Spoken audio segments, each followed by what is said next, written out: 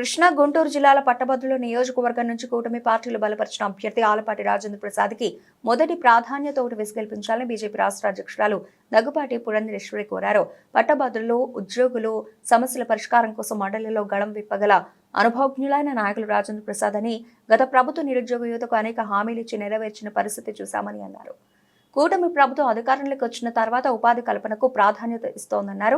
పట్టభద్రులు ఆలపాటి రాజేంద్ర ప్రసాద్ను గెలిపించి తమ హక్కుల సాధనకు బాటలు వేసుకోవాలని సూచించారు. అందరికీ నమస్కారం. 2024 సార్వత్రిక ఎన్నికల్లో తెలుగు ప్రజలందరూ ఎన్డీఏ కూటమిని అనూహ్యంగా ఆశీర్వదిస్తూ అద్భుతమైనటువంటి విజయాన్ని కూటమికి మీరు అందించడం జరిగింది. అదేవిధంగా రేపు ఫిబ్రవరి 27వ తారీఖున జరిగేటువంటి శాసన మండలి ఎన్నికల్లో ఉభయ కృష్ణా, గుంటూరు జిల్లాల నుండి కూటమి అభ్యర్థిగా బరిలో ఉన్నటువంటి సోదరులు ఆలపాటి రాజేంద్ర ప్రసాద్ గారికి మీరందరూ మీ ఆశీర్వాదాన్ని అందించాలి అని చెప్పి మేమందరం చేస్తున్నటువంటి అభ్యర్థన.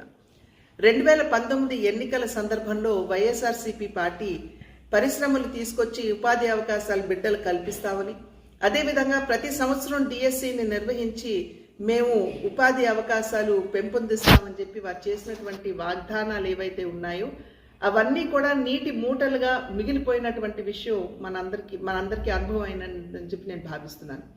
అయితే ఇవాళ ఉపాధ్యాయులు, నిరుద్యోగుల యొక్క సమస్యల పట్ల అవగాహన కలిగినటువంటి వ్యక్తిగా, అభ్యర్థిగా సోదరులు ఆలపాటి రాజేంద్ర ప్రసాద్ గారు ఆ సమస్యల పరిష్కారానికి తన వంతు కృషి ఖచ్చితంగా చేస్తారు అని చెప్పి మీ అందరికీ కూడా మేము తెలియజేసుకుంటున్నటువంటి విషయం. సంఖ్యాక్రమంలో మొదటి స్థానంలో ఉన్నటువంటి ఆలపాటి రాజేంద్ర ప్రసాద్ గారికి మీరు మీ మొదటి ప్రాధాన్యత ఓటుని వేసి వారిని ఖచ్చితంగా ఆశీర్వదించాలి అని చెప్పి మేమందరం కూడా చేస్తున్నటువంటి అభ్యర్థన. కూటమి అదేవిధంగా బీజేపీ సైతం బలపరిచేటువంటి అభ్యర్థి సోదరులు ఆలపాటి రాజేంద్ర ప్రసాద్ గారు, వారిని ఖచ్చితంగా మీరందరూ ఆశీర్వదించగలరు.